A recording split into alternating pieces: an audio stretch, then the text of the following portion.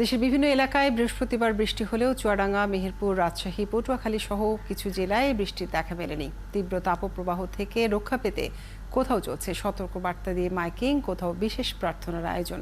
সহকর্মীদের তথ্য ছবিতে প্রতিবেদন। পুরো এপ্রিলের পর মে মাসেও তাপপ্রবাহে অতিষ্ঠ চুয়াডাঙ্গার জনজীবন।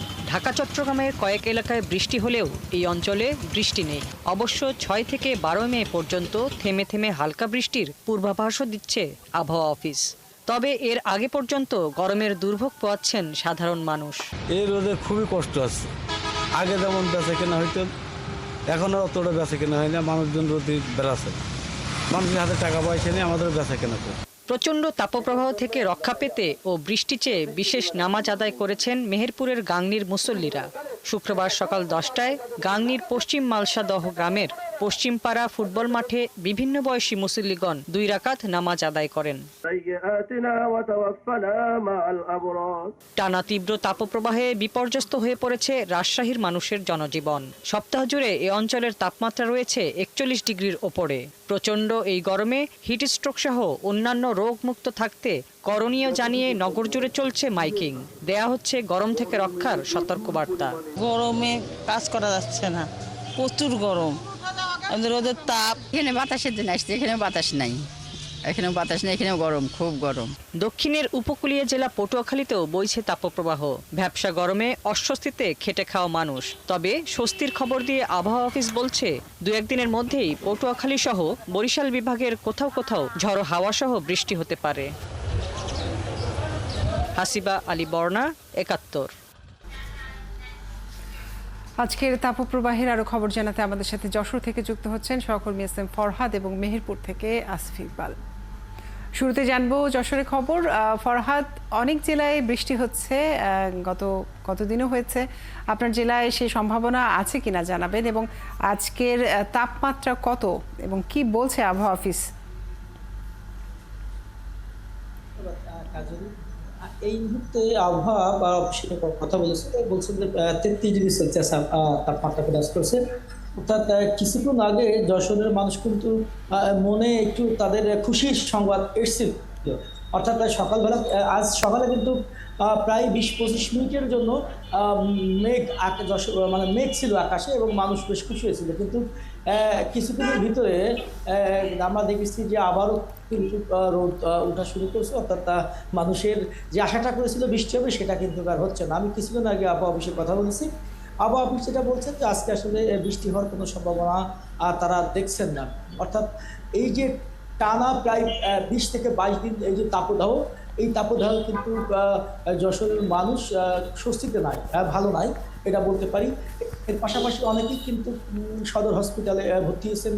এই যে গরমের যে রোগ, বিশেষ করে হিট স্ট্রোক, ঠান্ডা জ্বর, শ্বাসকষ্ট সহ বিভিন্ন বয়সের রোগীরা কিন্তু ভর্তি হয়েছেন, অসুস্থ হয়ে পড়ছেন। সবচেয়ে বেশি টাকা পড়ছেন খেটে খাওয়া মানুষ।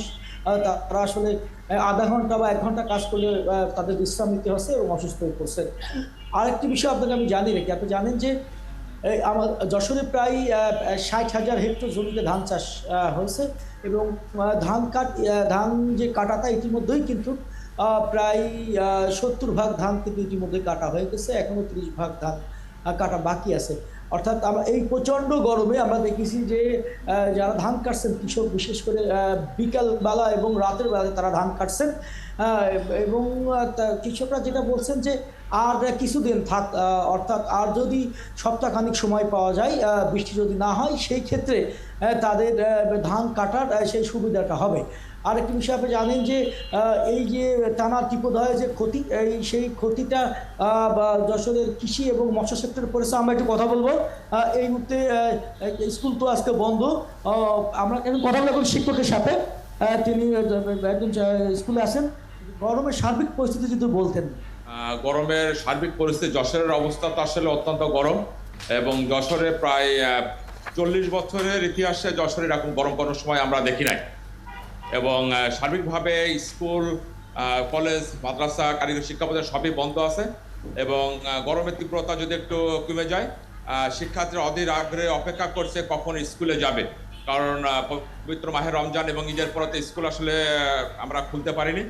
এবং নতুন কারিকুলামের যে নতুন ধারার আঙ্গিকে যে ধরনের ক্লাস বা যতগুলো ক্লাস নেওয়া দরকার আমরা সেইভাবে এখনো নিতে পারি নাই।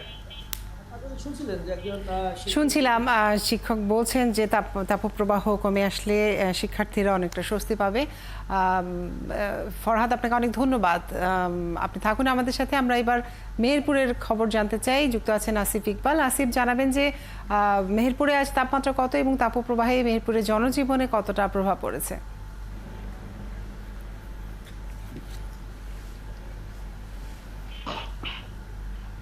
কাজুরি, আপনি জানেন মেহেরপুর, চুয়াডাঙ্গা এবং কুষ্টিয়া অঞ্চলের ওপর দিয়ে দীর্ঘদিন ধরে অতি তীব্র তাপদাহ বয়ে যাচ্ছে।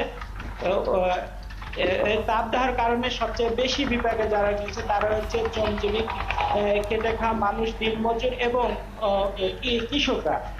আমরা দিনমজুরের সাথে কথা বলছি, তারা যে বিষয়টি বলছেন যে এই তীব্র তাপপ্রবাহের কারণে তারা প্রতিদিন কাজে আসছেন কিন্তু কাজ না পেয়ে বাড়িতে ফিরে যাচ্ছেন, যার কারণে তাদের পরিবার নিয়ে হিমশিম খেতে হচ্ছে। আর রিক্সা চালক, অটো চালক, এদের সাথে কথা বলছি, তারা যে বিষয়টি বলছে যে আগে তাদের 800 থেকে 1000 টাকায় আয় হতো, সেক্ষেত্রে এখন তারা 300 থেকে 400 টাকা, অর্থাৎ অর্ধেক আয় নেমে এসেছে তাদের। এই পরিবার নিয়ে তাদেরও কিন্তু এক ধরনের বিপাক রয়েছে। তারপরে যারা সাধারণ দিনমজুর, যারা বিভিন্ন ফুটপাতে ব্যবসা করে, তাদের সাথেও কথা বলছি। তারা যে বিষয়টি বলছে, এই অতি তীব্র তাপপ্রবাহের কারণে কিন্তু কোনো মানুষ ঘর থেকে বের হচ্ছে না। তার কারণে তাদের আগে যদি 2 থেকে 3,000 টাকা বেচা বিক্রি হতো, বর্তমানে কিন্তু তাদের বেচা বিক্রি একেবারেই নেই, যার কারণে তারাও কিন্তু এক ধরনের পরিবার নিয়ে বিপাকে রয়েছে। আরেকটা বিষয় জানিয়ে রাখি, কার্যকরী যে বিষয়টি জানতে চাইছেন, অতি অল্প দিনে কোনো বৃষ্টির সম্ভাবনা আছে কিনা। আমাদের মেহেরপুরের চুয়াডাঙ্গা অঞ্চলে আবহাওয়া অফিস রয়েছে। আবহাওয়া অফিস সূত্রে জানতে পেরেছি যে আগামী 6 থেকে 12 তারিখের মধ্যে গুড়ি গুড়ি বৃষ্টি হওয়ার সম্ভাবনা রয়েছে। এর আগে কিন্তু কোনো বৃষ্টির সম্ভাবনা নেই বলে আবহাওয়া অফিস থেকে আমরা জানতে পারছি।